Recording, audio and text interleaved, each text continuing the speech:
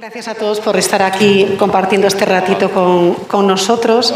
Yo creo que todos los aquí presentes coincidimos en que estar en la universidad no sé si os va a enriquecer más a vosotros que a nosotros. Seguramente nosotros también saldremos con lecciones aprendidas porque tenemos que actualizarnos, tenemos que escuchar lo que piensan nuestros universitarios, nuestros jóvenes y no tan jóvenes.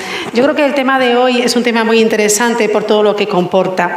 Os voy a dar algún dato sobre la toma de decisiones que, bueno, preparé un poquito para esta mesa que voy a moderar. A lo largo del día, las personas tomamos una media de 35.000 decisiones, pero solo somos conscientes de una pequeña parte de ellas.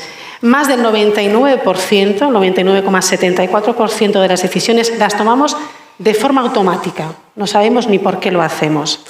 Esto significa que el número de decisiones reales que tomamos se reduce a 100 decisiones al día. Son poco más de 4 decisiones a la hora. Hombre, no son pocas decisiones, sobre todo si tenemos en cuenta las que pensamos, las que de manera sosegada decimos cuáles son los pros y los contras y luego tomamos esa decisión. Son decisiones, hablamos de decisiones individuales, pero la reflexión es, ¿qué pasa cuando tenemos que tomar decisiones también a nivel colectivo, ¿no? ¿Quién manda ahí?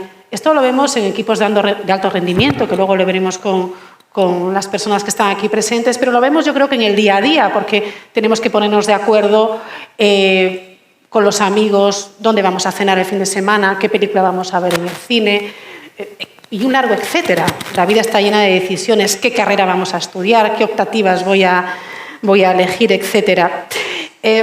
Lo cierto es que siempre hay un componente de suerte, también en los equipos de alto rendimiento, pero ¿qué hay detrás de un triunfo, de un logro? Lo vamos a ver en temas tan distintos como la sanidad, como la seguridad, como el deporte. Las personas que hoy están aquí, desde luego, son, yo, a mi juicio, excepcionales y lo cierto es que vamos a aprender muchísimo. Javier Molano, coronel de la Guardia Civil y jefe de la Unidad de Acción Rural del Grupo de Élite de la Guardia Civil. ¿Cómo suena eso? Coronel de equipo de élite. Sí, porque ya para empezar es como tener ahí una presión importante. Eso lo dicen otros, lo de equipo de élite. Creo que todo el mundo es élite, cada uno en su tarea, en su función, en su lugar, ¿no? Es intentar hacer las cosas con el mayor cariño y servicio a los demás. Eso es ser élite, nada más. Lo que pasa es que después hay cualidades o habilidades específicas, pero como las hay en otros sitios. Pero vamos, vale, llámame como es verdad que tiene el componente de todo lo que conlleva un trabajo como es el del coronel Molano. Permítame, antes lo decía Noemi con gran acierto, ese dolor que supone, por ejemplo, la pérdida de 2 compañeros recientemente en Barbate, en Cádiz, que es difícil sobrellevarlo y luego lo veremos cómo pueden los valores ser tan altos que llevan a una persona incluso a sacrificar su bienestar o su propia vida. Luego hablaremos de ello, si le parece. Fernando Mosteiro, coordinador de trasplantes del área sanitaria de A Coruña, y Lucas Laje, voy a hacer el par, coordinador de trasplantes del área sanitaria de Vigo. ¿Qué tal? ¿Cómo estáis? Muy bien. Encended los micros, Fernando, tú no lo tienes. A mí se me oye, ¿no? A ti perfectamente. Bueno, lo decía Noemí antes, está la unidad de móvil de transfusión de sangre para que quien se anime pueda donar sangre. Veremos lo importante que es también coordinar equipos para que todo salga tan bien que el único objetivo es salvar una vida, ¿no? Luego veremos también. Galicia supera los 47 donantes de órganos por cada 1 millón de habitantes, es un poquito más que el promedio nacional. En el año 2022 se realizaron en Galicia 296 trasplantes de órganos. Veremos cómo se hace, cómo se milimetra, qué importante es el trabajo en equipo, ¿no? Y tenemos con nosotros a Miguel Méndez, seleccionador del equipo español de baloncesto femenino, el señor de los títulos, han dicho por ahí, en algún medio de comunicación, y como saben todos los presentes, ha estado al frente de equipos en España, Italia y también en Rusia. Vaya frío en Rusia, Miguel, ¿no? No, hace mucho frío, sí, dentro y fuera, dentro y fuera. Bueno, hay muchas cosas de las que vamos a hablar. Ponemos el foco, lo decía yo al inicio, en la toma de decisiones. ¿Quién toma las decisiones? ¿Quién es líder? quién es lideresa, quién puede asumir ese papel, qué inspira no a un equipo, sino al propio líder, para que bueno, pues esa inspiración sea trasladada al equipo y todo salga como tiene que salir. Coronel, ¿cómo toma uno una decisión en un contexto crítico? Bueno, yo creo que más o menos la toma de decisiones en contextos críticos es como... Tiene un sustrato común al resto de toma de decisiones. En el momento crítico tienes que tener ya todos los deberes hechos, ¿no? Tienes que tener preparado el equipo. El equipo es algo más que un grupo, ¿no? Es un conjunto de personas, todas ellas líderes, cada uno en su función. Tienes que tener una gente preparada, que confíe en ellos mismos, lo primero, y que confíen en el conjunto de la organización, que confíen en sus responsables. Y a la hora de decidir, de tomar esa línea de actuación, todo el mundo va a entender por qué vamos a hacer eso de esa manera. Es decir, no es una cuestión simplemente de imponer, de decir y no dar explicaciones. En determinadas unidades, por lo menos la mía, la gente, yo creo que en general en todas las organizaciones, ¿no? Y creo que es algo común. La gente no tiene ningún inconveniente en hacer cosas críticas, cosas complicadas, cosas sacrificadas. Lo que es necesario es que entiendan por qué tienen que hacer ese sacrificio. Si tú estás exigiendo a gente que haga algo y no encuentra sentido, no lo ve, será muy complicado.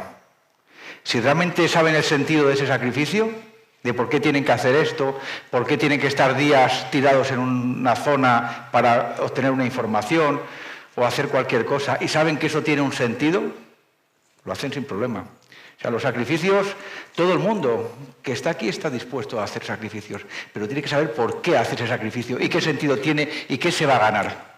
Igual. Vamos a hacer una intervención sin orden, si os parece, porque esto me lleva a preguntarle a Miguel, por ejemplo, habla de sacrificio. Por supuesto, el mundo de deporte de élite es muy sacrificado, tanto para el entrenador como, en este caso, para las jugadoras, para tus jugadoras.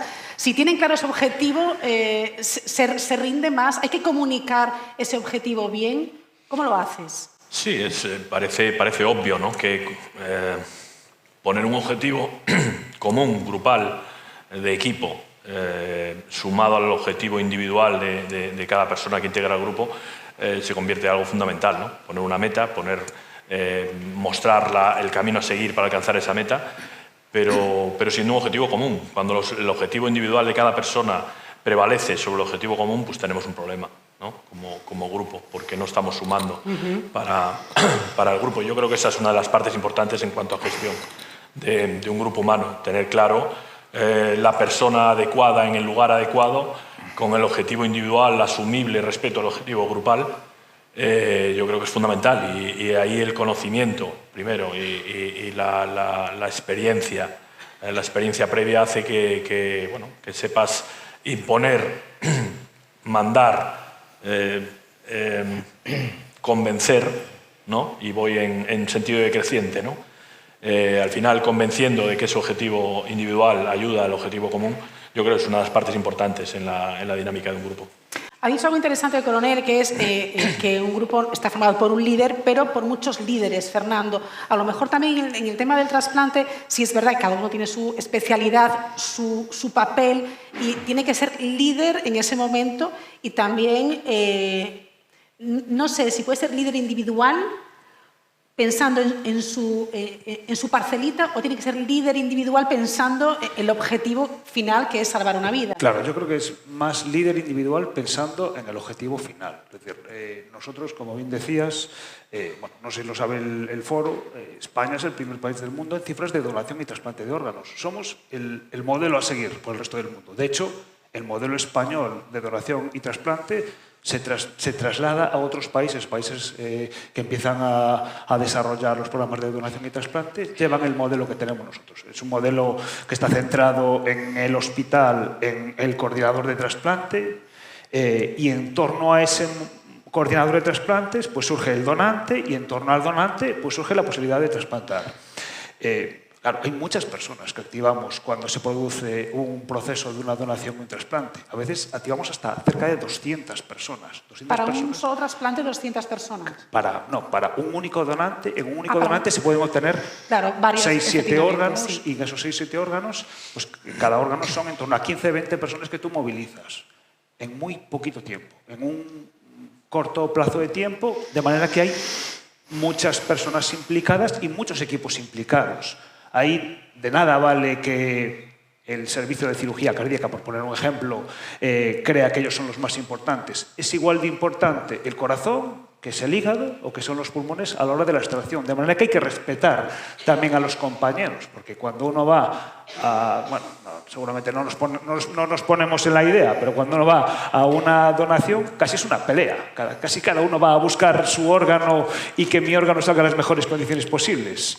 Pero claro, tenemos 4 equipos distintos, lo puede corroborar Lucas, en un espacio muy corto en el que cualquier problema puede hacer que se pierdan órganos. Entonces, ahí hay que pensar no solo individualmente en mi órgano, tengo que pensar en que lo que yo hago no puedo dañar al compañero del otro órgano. O sea que yo creo que hay que tener en cuenta la colectividad, más que la individualidad. ¿Y eso, Lucas, no puede crear conflicto, fricciones entre los propios profesionales? Sí. Esto, yo estaba... Bueno, hay unas prioridades, obviamente, que hay que cumplir, etcétera, pero ¿cómo es esa película, por así decirlo, esa sucesión de hechos hasta que se trasplanta un órgano? A ver, yo creo que estoy totalmente de acuerdo con Fernando. Las actuaciones individuales, seguramente en nuestros ámbitos, deben ser las mínimas, ¿no? Es cierto que al final cada uno tiene pues, cierta autonomía y es necesario que tenga cierta autonomía para tomar determinadas decisiones, ¿no? Pero yo creo que lo más importante es que todo esté perfectamente planificado y el trabajo en equipo. Eso está clarísimo, porque al final el éxito se va a conseguir mucho más frecuentemente cuando tú trabajas en equipo. Fricciones, por supuesto que hay, problemas siempre hay, o en muchas ocasiones puede haberlas, pero yo creo que al final los problemas, cuando surgen, hay que intentar solucionarlos y, por supuesto, analizarlos y sacar conclusiones para mejorar el proceso, ¿no? Yo creo que los problemas son buenos en ese sentido. Yo creo que cuando surgen los problemas hay que analizarlos e intentar mejorar siempre el proceso basándonos en alguna mala experiencia, ¿no? O algún problema, alguna fricción o alguna cuestión que no ha salido bien. Después, claro, de hablar un poco de los problemas o problemas entre comillas, ¿no? De las frustraciones que puede crear cuando hay bueno, pues un mal resultado en cualquiera de los ámbitos. Evidentemente, en estos 3 ámbitos son muy diferentes las consecuencias de un fracaso, ¿no? Les invito a los ponentes a que vayan quizás tomando nota de lo que dicen, porque seguramente surjan dudas y luego podremos podrán resolverlas.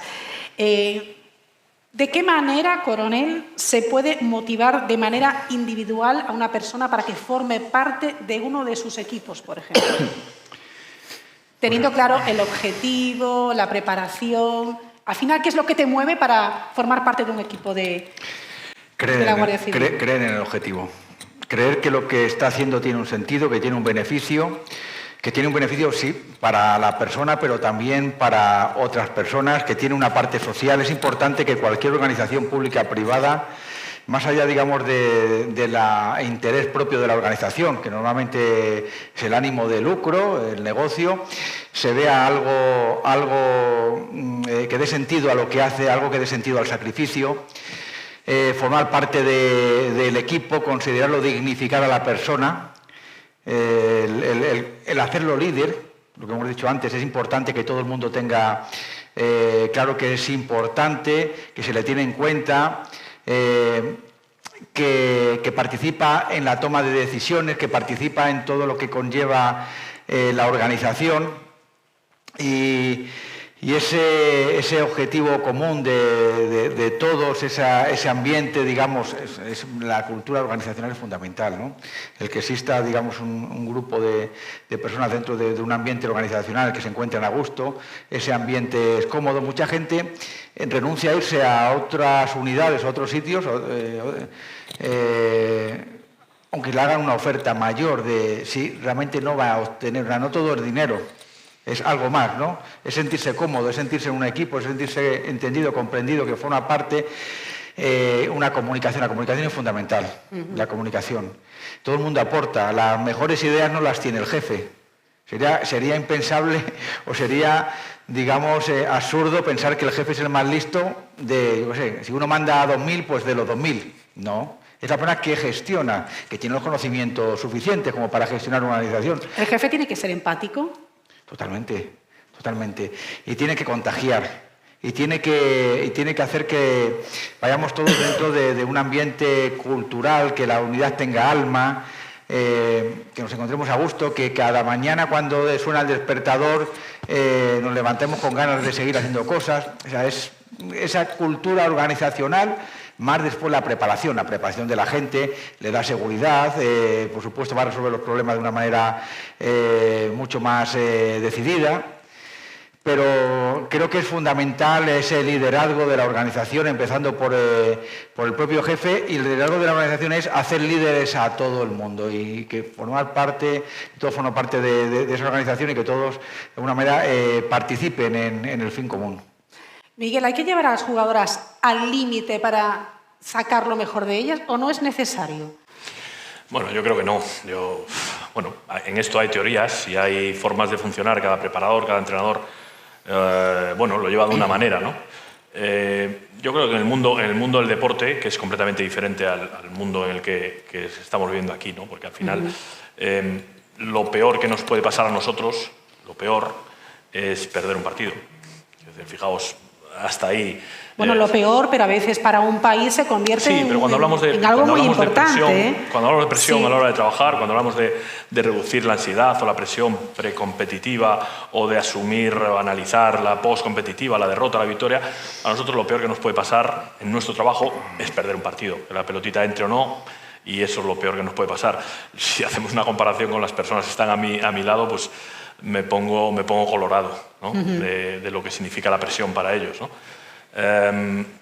Yo creo, volviendo a tu pregunta, yo creo que hay que enseñar los objetivos, hay que obligar, convencer, vuelvo a decir, más que obligar, a cada uno dar su máximo y llegar a ese máximo, ¿no? Y nosotros tenemos en esa preparación, porque al final los entrenadores somos más preparadores que entrenadores como tal, prepararles mentalmente, prepararles físicamente, prepararles técnicamente para hacer su trabajo y dar el máximo cada día, ¿no? Nosotros hablamos en nuestro equipo de ganar cada día, no de ganar el día del partido, ganar cada entrenamiento ser la mejor versión de ti mismo que puedas ese día para estar preparados para el día del examen, que es el día del partido, ¿no? Ese es todo el trabajo que tenemos nosotros como preparadores, preparar a las personas para que el día del partido, el día del examen, estén al mejor nivel posible, porque son ellas, en nuestro caso, en el caso de los entrenadores, son ellas las máximas protagonistas. Yo veo el baloncesto como una película de actrices, no de director. Lo importante son ellas, y ellas son las que desarrollan su trabajo.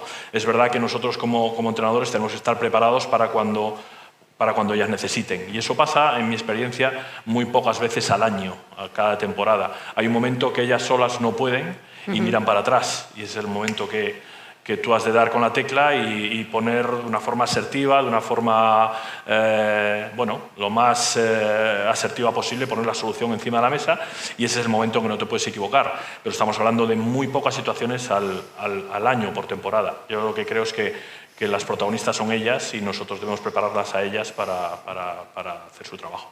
Ellas deben tener un buen director de orquesta también. Sí, pero vuelvo a decir que Sí. en nuestro caso, y hablo solo de lo que es deporte, yo creo que la protagonista es ella, y hay que prepararla, hay que cuidarla y hay que servirla. Y en mi caso, como líder del grupo, yo creo que la palabra servirlas es la primera. Yo creo Volvemos otra vez a la palabra servicio, ¿eh? Sí, yo creo que tengo que ayudarlas a ser su mejor versión, ¿no? Y para eso, pues cuantos más profesionales tengamos al lado, ¿no? y podemos sacar otra palabra que es delegar, ¿no?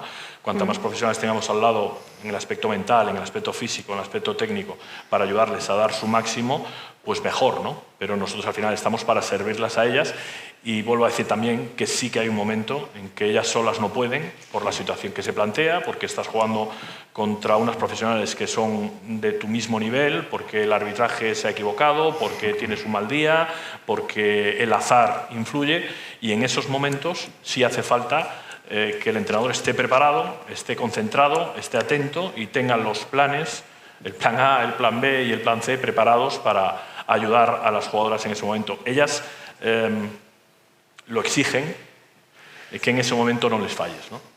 Y yo creo que siempre hay durante la temporada momentos que pueden ser momentos de inflexión que llamamos, ¿no? Cuando todo va funcionando de una manera y de repente todo cambia por ese momento que se produce ese momento de crisis o ese momento de tensión máxima donde el entrenador tiene que estar atento para dar ese plus que las jugadoras necesitan. Yo creo que también tenemos que estar preparados para eso. Claro, si hablamos de concentración, ya bueno, nuestro trabajo, la concentración tiene que ser máxima, el de todo el equipo, el de cada uno de esos líderes y lideresas que al final van a cumplir ese objetivo de hacer un trasplante de órganos a una persona. El delegar yo creo que también es algo en lo que tenemos que poner el foco. Y para ahí hay que tener claro lo que decía con él un poco la estructura del equipo, ¿no? O sea, cómo se hace eso y sobre todo, ¿qué os lleva a vosotros a querer ser coordinador de trasplantes sabiendo que un error o algo pueda desembocar en la pérdida de una vida? Bueno, Lucas. a ver, yo creo que es fundamental la planificación, ¿no? La planificación de los procesos, ¿no? Es para que todo salga bien, creo que es fundamental la planificación, ¿no? Es cierto que nosotros contamos con profesionales a nuestro lado, multitud de ellos con una formación, una experiencia, un bagaje, ¿no? Que es increíble, ¿no? Pero a pesar de eso, yo creo que es muy interesante siempre planificar, ¿no? Tener un objetivo claro, planificar para intentar que todo salga bien, ¿no? Y eso es un poco labor del líder, ¿no? En ese sentido, ¿no? O sea que eso seguramente ni a Fernando ni a mí nos preocupa, ¿no? Estamos acostumbrados a decir, tenemos que conseguir esto, vamos a intentarlo, vamos a planificarlo, vamos a elegir seguramente a los compañeros que más, cuyo perfil más pueden ¿no? entrar en este objetivo y estamos un poco acostumbrados a eso, pero desde luego tenemos a nuestro alrededor un conjunto de personal sanitario y no sanitario también de un nivel altísimo, claro. ¿Por qué? ¿Por qué te metes en este trabajo? ¿Por qué quieres ser coordinador de trasplantes? Bueno, es cierto, en mi caso, no sé, Fernando, en mi caso, yo no pensé que iba a acabar como coordinador de trasplantes. Nunca, no tuve ese objetivo, ¿no? Es cierto que esa opción se me planteó y yo empecé a trabajar en la coordinación de trasplantes sin ser responsable de la coordinación de trasplantes y es cierto que es un camino que inicié, que me llenaba profesionalmente. Yo creo que, aparte del tema vocacional, creo que es un bien social que al final te autorrealizas, ¿no?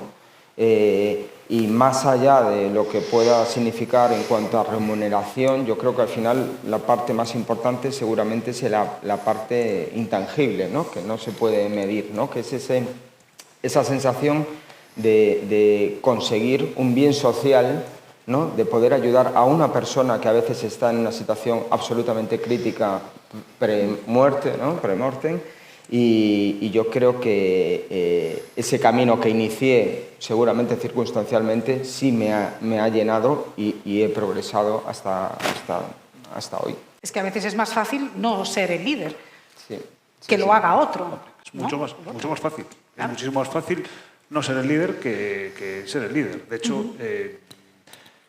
bueno, obviamente, uno es líder porque quiere ser líder o uno es líder porque la situación, el momento, como dice Lucas, porque la situación, el momento hace que pues, al final acabes siendo el coordinador de trasplantes. Pero cuando tú empiezas, medicina, yo creo que igual que los fuerzas de seguridad, son la gente que quiere hacer medicina o que quiere ser policía o quiere ser guardia civil, es vocacional, ¿no? No se puede entender hacer medicina sin tener una vocación a la medicina, porque hay que pasar pues muchas horas sin dormir porque hay que atender a pacientes en momentos muy críticos y muy delicados en el que sabes que cualquier decisión que tú tomes puede suponer la vida de esa persona. Es decir, hay que tener claro vocacionalmente que tú quieres hacer eso. Pero luego, yo creo que se dan circunstancias, porque cuando yo empecé en medicina, cuando yo empecé en el hospital a trabajar, yo no me planteaba ser el coordinador de trasplantes, no me lo planteaba. Es verdad que yo veía al coordinador de trasplantes como una figura con mucha responsabilidad y que el Hospital de Coruña es uno de los hospitales de mayor actividad trasplantadora de España.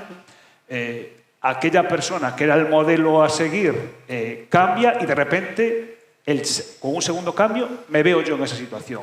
Cuando me plantean a mí ser el coordinador, yo digo, pero yo estaré capacitado, yo estaré cualificado para hacer esto. Porque claro, el listón está aquí. No, el listón está aquí abajo. Si el listón está aquí abajo, es muy fácil mejorar. Pero yo pensaba, es que el listón lo tengo aquí arriba. O sea, ¿cómo voy a mantener yo el listón aquí arriba? Porque como baje, lo único que se van a acordar es de mi persona. Entonces, el ser líder en ciertas situaciones, un entrenador de un equipo de baloncesto femenino de España con todos los méritos que ha tenido, o un coronel, ¿no?, de la Guardia Civil, con lo que supone la Guardia Civil para España, igual que para nosotros, es difícil y yo creo que, por lo menos yo, no me lo planteaba en un momento. Es verdad que lo asumes, es verdad que seguramente viviría mucho mejor sin ser el coordinador. Os lo garantizo que viviría mucho mejor, porque yo creo que lo decíais antes, el líder tiene que ser el modelo a seguir.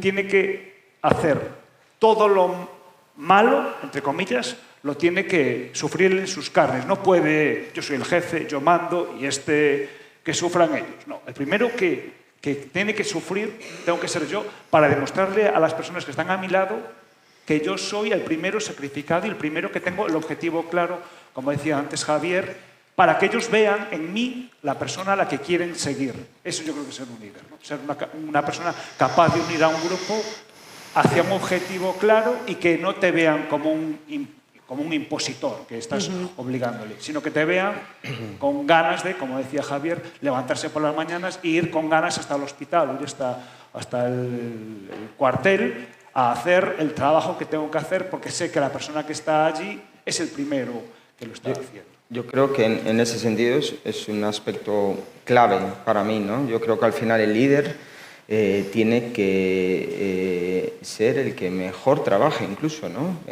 Porque al final si tú quieres involucrar a muchos compañeros en este proyecto, en la consecución de los objetivos, tú tienes que ser un ejemplo, ¿no?, en el trabajo. O sea, tú no puedes pedir a los demás lo que tú no estás dando. Y si estás pidiendo a los demás el 100% de su esfuerzo, nosotros tenemos que dar el 120%. O sea, nosotros, en ese sentido, es un aspecto fundamental, ¿no?, para un líder. Es ser ejemplo para los demás, ¿no?, con ilusión, con ganas, con trabajo. Habrá momentos seguramente malos, peores, de desánimo, pero es decir, es fundamental en un líder eso. Es fundamental un líder y, por supuesto, un buen equipo. Antes hablabas de cómo eliges a las personas que van a conformar ese equipo, que yo creo que pues es complejo, ¿no? El decir, tú a lo mejor ahora no estás preparado, tú en estos momentos pues no es lo que yo necesito, lo que el equipo necesita. Aquí probablemente haya muchos líderes y lideresas, personas que van a dirigir equipos en distintos ámbitos, pero no sé si se pueden dar consejos a la hora de cómo elegimos a los miembros de nuestro equipo. ¿Qué debe primar, por ejemplo, en la Guardia Civil, según qué tipo, claro, pues de operación o de unidad, etcétera? ¿En qué nos debemos fijar para acertar? Que, ojo, que a veces no acertar también es un aprendizaje muy bueno. Es decir, pues yo pensé que necesitaba este perfil, no lo necesito, ahora no te necesito y busco otro. Bueno, normalmente hay dos partes, ¿no?, que hay que tener en cuenta. Importante una y probablemente más importante la segunda, ¿no? Primero lo que es el tangible, ¿no? Es decir, qué cualidades o qué habilidades, qué preparación tiene. Para ir a una unidad de operaciones especiales tiene que ser gente que tenga una preparación mínima, ¿no? Física y mental, ¿no? Emocional. Se pasa una serie de pruebas, se le prueba, inicia un curso, sigue preparándose y eso se da por hecho. Y eso es lo más fácil. El tangible es lo más digamos, fácil de es obtener. Bueno, porque lo puedes medir, cumples unos requisitos que están aquí en este papel. Una persona que tenga buen pulso para disparar, una persona que no se ponga nerviosa en una intervención, una persona que se atreva a arriesgar, una persona que sea capaz de... tangible, lo más fácil. Pero tenemos nosotros una parte que es más importante y tiene un peso superior, incluso, ya una vez que tienes ese mínimo de personas con ese mínimo de condiciones físicas, mentales, emocionales, que son los valores de la persona. A nosotros no nos interesa Rambos, a nosotros nos interesa gente que sean buenas personas, que trabajen juntos, que se preocupen del compañero, que creen un buen ambiente de trabajo. Y eso es lo que de alguna manera para nosotros es fundamental seleccionar. Y después ir transformándolo, si cabe, ir manteniendo, digamos, ese ambiente. Pero para nosotros es fundamental que el buen ser, cuanto mejor persona sea alguien, mejor servido va a ser. Entonces, cuidamos mucho el tema de los valores, ¿no? Personas que crean en lo que hacen, que crean en el compañero, que crean en lo común, que crean en el objetivo final de por qué tienen que hacer eso, por qué tienen que arriesgar su vida, qué vamos a conseguir. Eso es fundamental. Entonces, esa segunda parte, es intangible, es lo que, digamos, de alguna manera priorizamos para rematar y obtener esa... Queremos equipos. Queremos gente que trabajen juntas, que se quieran, que sea una familia. Para nosotros el concepto de segunda familia tiene un sentido y tiene una cohesión muy importante. Y por una familia uno lo da todo. Cuando hablamos de riesgo, de cuestiones que son importantes, que te juegan la vida, aquí la gente viene a jugarse la vida, ha decidido jugarse la vida, así claro. Lo que pasa es que todo el mundo que quiere jugarse la vida no nos vale. Hay gente que a lo mejor quiere ir por libre y te hace una operación que te tira por tierra porque quería un protagonismo. Eso no nos vale.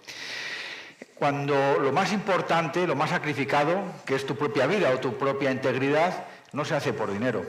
En la vida lo más importante, lo más valioso, tú no lo vas a dar por dinero, lo vas a dar porque crees en eso. No hay...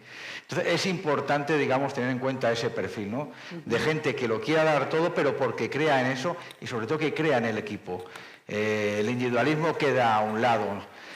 El concepto es de líder. Ten en cuenta que en un momento dado una persona va a tener que decidir si pegar un tiro o no pegar un tiro, si va a entrar, si va a actuar. Entonces tiene que tener esa seguridad y esa responsabilidad. Ese es el líder que no tiene cargo, que se ha dicho muchas veces, ¿no? Porque no está al mando para preguntar. Él tiene que tener la suficiente seguridad como para decir que voy a hacer esto o voy a dejar de hacer esto. Nadie no puede, no hay tiempo para... Entonces, cuando hacemos que un grupo todos sean líderes y estén cohesionados y todo el mundo confíe, no te entra una persona al lado de otra. No te entra, o sea, no te podría entrar en una vivienda con terroristas si los que tienes al lado no son de tu agrado. Te estás jugando la vida. Entonces te tienes que conocer bien, tienes que confiar, tienes que saber que el otro no te va a dejar abandonado. Si te pegan un tiro, no te van a dejar ahí, van a salir corriendo, saben que van a estar contigo. Entonces, eso es fundamental, seleccionar para que sean capaces de hacer eso. Y después hay momentos de prueba en el que se va a verificar. Claro. Y si hubiera algún fallo, que no lo hay, pues pensemos qué tal, pero no hay fallo. La selección es fundamental siempre. Hombre, salvando las distancias, Miguel, evidentemente. Salvándolas mucho. Es verdad que la preparación mental, psicológica, es muy importante también para tus jugadoras, para ti entiendo que también, y todo tu equipo técnico. Hablamos de jugadoras a veces, bueno, pues muy jóvenes, ¿no? Y al final estamos hablando de un deporte de élite que no solamente tiene la presión de ganar o perder un partido, ni la presión de estar a la altura de su entrenador, ni siquiera la presión de tener detrás bueno, pues el nombre de un país, sino además tienen la presión de algo que es para analizar, que son los opinadores, que son las redes sociales también. La presión de una jugadora yo creo que debe ser brutal, ¿no? Esa selección, ¿cómo la podéis hacer? Tú y tu equipo, una selección de jugadoras que estén preparadas física y mentalmente. Bueno, absolutamente de acuerdo. O sea, absolutamente de acuerdo con Javier. Primero en que parece que esto no viste mucho, porque no es una gran receta, parece, ¿no? Técnica ni de talento, pero algo tan sencillo como ser buena persona es fundamental en momentos de presión. Cuando el plan A, que todos tenemos en nuestros trabajos, funciona, bueno, da igual ser buenísima persona, buena o normal, pero pocas veces el plan A funciona, o no siempre. Con lo cual, cuando te metes en plan B, C o mucho más allá en otros planes que no esperabas, ser buena persona es fundamental y eso te salva muchas veces. Entonces, a la hora de seleccionar, yo os podría poner varios ejemplos y tampoco quiero que se convierta en contar batallitas o anécdotas, ¿no? Pero teniendo, en nuestro caso, un presupuesto limitado, pues a la hora de seleccionar a las jugadoras para jugar en tu equipo, muchas veces la mejora del equipo o el crecimiento del grupo como tal depende de la propia mejora individual de las jugadoras. Y he estado en equipos donde, con un presupuesto reducido, pues tu mejora y alcanzar cada vez mejores éxitos va absolutamente en la mejora individual de las jugadoras, ¿no? En mi última experiencia, por no trasladarme mucho más allá en Rusia, mi equipo es el más rico del planeta, incluido el mundo NBA. Contándolo muy rápido, nosotros tenemos un avión propio, algo que no tiene el Real Madrid de fútbol, por poneros un ejemplo, que viajan en vuelos charter, pero alquilan el avión. Nosotros tenemos un avión que es nuestro, ¿no? Vamos a hoteles en los viajes, cadena Hilton para arriba, vamos, bueno, en ese mundo, en ese presupuesto, yo no me preocupo tanto de la mejora individual de las jugadoras, que sí me preocupo como formador. He dicho tanto, sí me preocupo porque creo que mi principal trabajo es formar personas, formar y ayudarlas a mejorar siempre, ¿no? Pero en este caso yo voy a elegir lo mejor del planeta para mi equipo.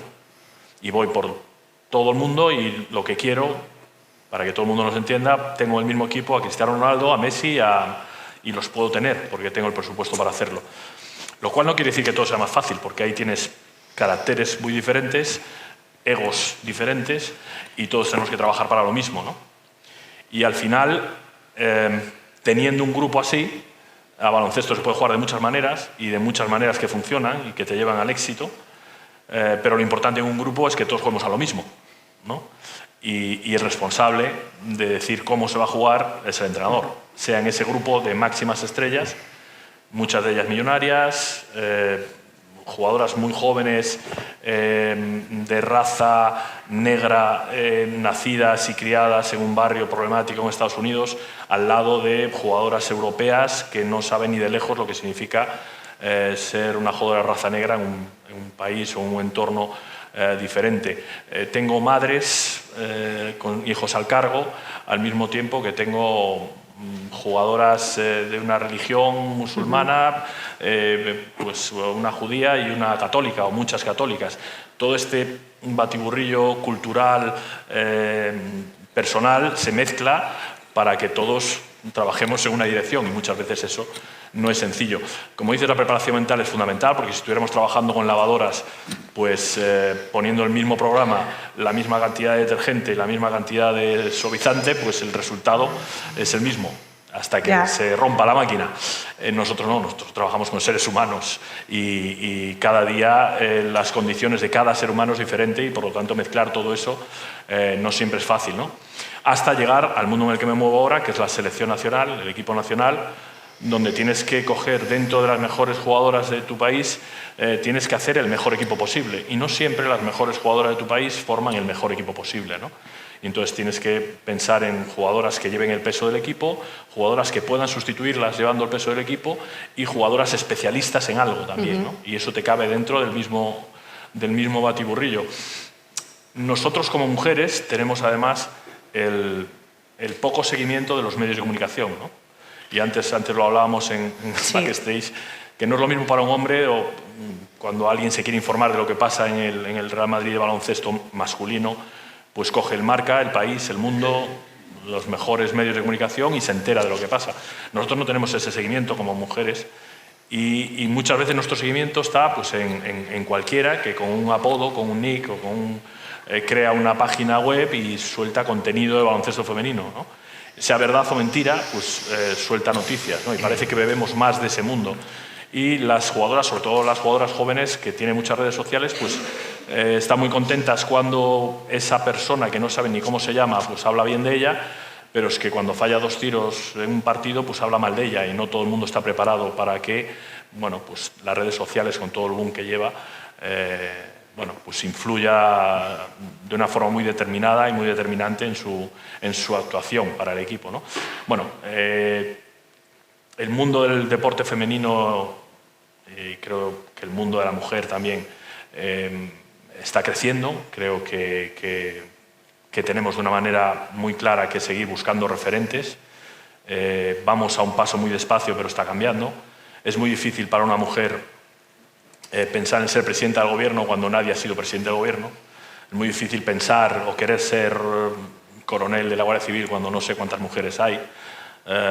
Es muy difícil ser entrenadora del equipo nacional de baloncesto femenino cuando ha habido una en toda la historia, ¿no?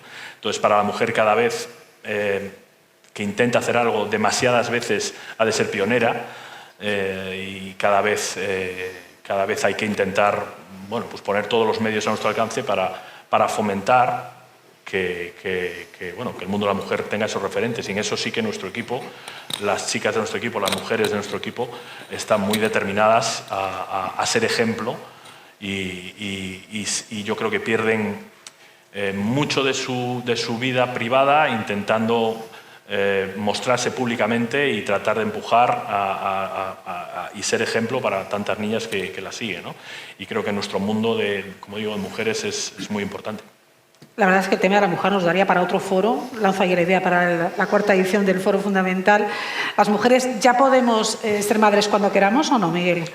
Bueno, lo estamos consiguiendo, lo estamos normalizando, ¿no? Que parece que en el mundo del deporte, donde obviamente las mujeres, por decirlo de alguna manera, viven de su cuerpo, parece que tenían que posponer la maternidad para cuando se retiren, ¿no? Muchas con 35 o con 40 años, ¿no? Estamos consiguiendo ya que económicamente, para empezar, estén protegidas, como para poder hacer ese paréntesis en su carrera, tener todo el apoyo, no solo físico, sino mental, para llevar lo que es la maternidad. Y dependiendo de los equipos, pues cada vez se fomenta más y se permite más esto, ¿no?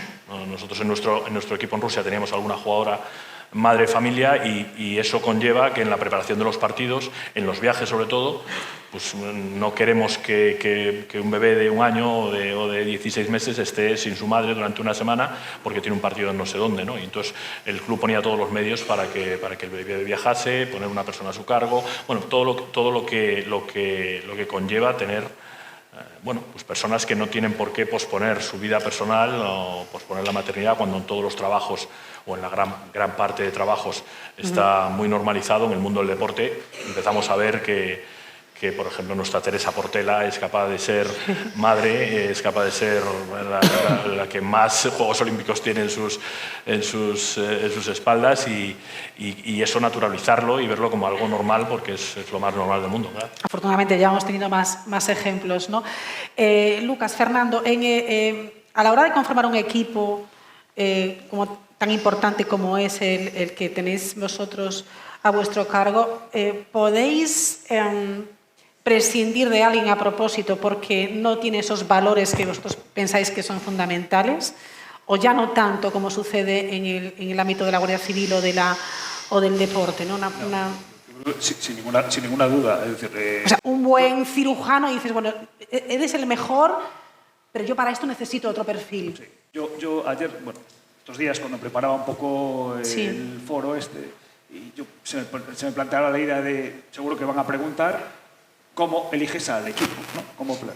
La palabra que yo puse es ser buena persona, y los dos han coincidido, ¿no? O sea, yo creo que... Así que supongo que Lucas también. Claro, Sí. todo coincide en tener una persona, buscar una persona. Obviamente la formación se da por supuesto, el conocimiento se da por supuesto. Sinceramente, hay gente que es muy brillante en cuanto al tema quirúrgico, por ejemplo, muy brillante en cuanto al tema quirúrgico, pero luego como persona o como relaciones personales son complicadas, conflictivas. Ese no es un buen miembro del equipo, porque al final va a crear problemas en el equipo. O sea, nosotros hemos prescindido de gente muy cualificada técnicamente, pero que la personalidad hacía que fuera difícil convivir con él. Yo creo que es fundamental lo de la buena persona. Sí, al final podemos hablar de muchas cualidades, seguramente, porque al final lo que buscamos es un perfil, ¿no?, de cualidades, pero yo creo que asociado a la buena persona, porque además va ligado, yo creo que es la capacidad de trabajo en equipo, ¿no? Yo creo que al final las buenas personas suelen tener la capacidad de trabajar en equipo normalmente, ¿no?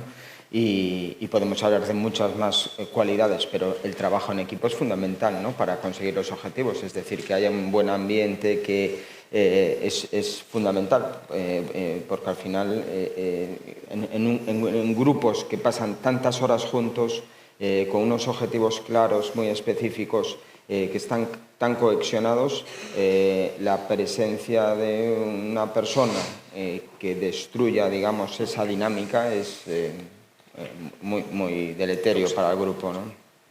Yo sí, me parece fundamental el hecho de ser buena persona para poder trabajar en equipo. Ser capaz de tener la humildad necesaria, que no está ligado con la ambición que se necesita para ser lo mejor posible dentro de tu trabajo, pero la humildad necesaria para poder trabajar con las personas que tienes a tu lado. Me parece una de las claves, ¿no? Yo pongo un ejemplo de quizá la mejor jugadora española de todos los tiempos, que todavía está en activo, Alba Torrens, 200 internacionalidades, ha ganado de todo, bueno, a lo largo de su vida. En una entrevista que le hacen hace relativamente poco y le preguntaban cuál ha sido la canasta más importante de tu vida, pues ella responde, la canasta más importante de mi vida la metió Ana Cruz, que es una compañera suya. Wow. Porque fue en unos Juegos Olímpicos y me contó una historia que la verdad es que no me acuerdo porque me quedé con la frase, la canasta más importante de mi vida la metió ella. Esto es ser jugadora de equipo, esto es algo especial y eso la convierte a ella en una jugadora especial. Es que nos falta hablar de muchas cosas, también de la solidaridad, que quería hablar ahora también de la frustración, cómo se puede gestionar pues, un fracaso, una frustración. Pero...